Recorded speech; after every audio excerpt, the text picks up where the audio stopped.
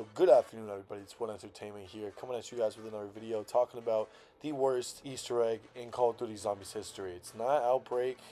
It's not anything from Vanguard. Oops, I accidentally said the name of the game that shall not be named. It is not CoD Zombies, even though I like some of the maps on that. Obviously, if you couldn't already tell by the footage, it's Shell and Shuffle, guys. Where to begin with this map? Because I hate this map so much and I hate the Easter egg even more, I'm going to take you guys through my thought process, why I think that's the case. The legendary speedrunner Lailman LA is supplying the footage, so shouts out to you, bro. Thank you so much for the footage. But right off the rip, this Easter egg, guys, way too tedious and way too long. It could have been cut in half and been twice as effective with a much better boss fight, but we'll talk about the boss fight in a little bit. The first step, you have to grab the cheese, which you unlock on round 5 by talking to Pam Grier in the dojo, and you can pick either Crane, Dragon, Tiger, and Snake as well. They're elemental chai, and they're basically kung fu moves, which you level up. Leveled up to level 2, which is the Shuriken, and you have Pack-a-Punch open, I believe. Maybe you don't actually have to open up Pack-a-Punch, but in my game, it seemed to be the case. I always just do that for safe measure. You just have to find a rat cage, throw your Shuriken at the rat cage, and follow the fucker around the map, and he moves as slow as molasses, gets churned. You have to do that like 5 or 6 times. Meanwhile, if you're training one zombie, it's not really a big deal if it's a lower round, but the higher the round it is, obviously, the more challenging it's going to be, the more frustrating and tedious it is. Once you complete that, that's whatever. Another one of the steps that's beyond frustrating, probably the most frustrating step I've run into in Call of Duty Zombies history, is scanning the rat symbols with the eye scanner. That's once you've already killed the rat king for the first time.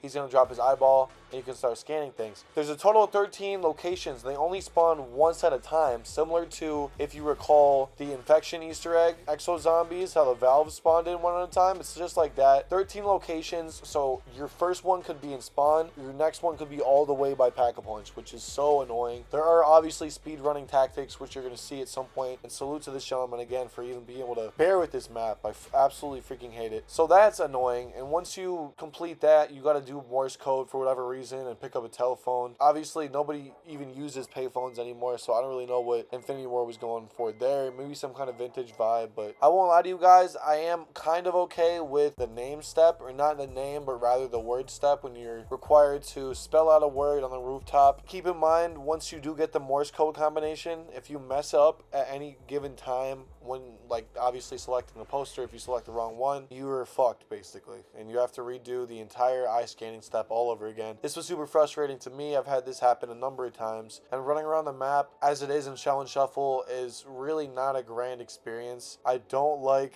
the smell, even though I can't really smell anything. It's on a video game screen. I can fucking smell it on my TV. Pam Grier is so fucking annoying. Somebody told me in one of the guides that, oh, don't worry about it, once you get to the boss fight, she infinitely revives you on solo. It's so easy on solo. That's not the case whatsoever. She'll revive you one time, and then it's game after that. That's why it's best to go in with perk insured. Keep in mind, the boss fight is a whole different beast in itself, no pun intended. That has 3 phases to it, which require you to protect some blue-eyed zombies and make sure they scan the Rat King's eye for whatever reason. I don't fucking get that. One of the other phases requires you to shoot symbols on the top of the boss arena and throughout the boss arena in a timely fashion, using the eye scanner you used for the previous step earlier in the egg, which is also ridiculous. But the worst one of all has to be the acid, where there's a bunch of acid pools that appear throughout the arena. You have to be standing on top of them and kill a zombie while standing on top of them and get through every single one of them.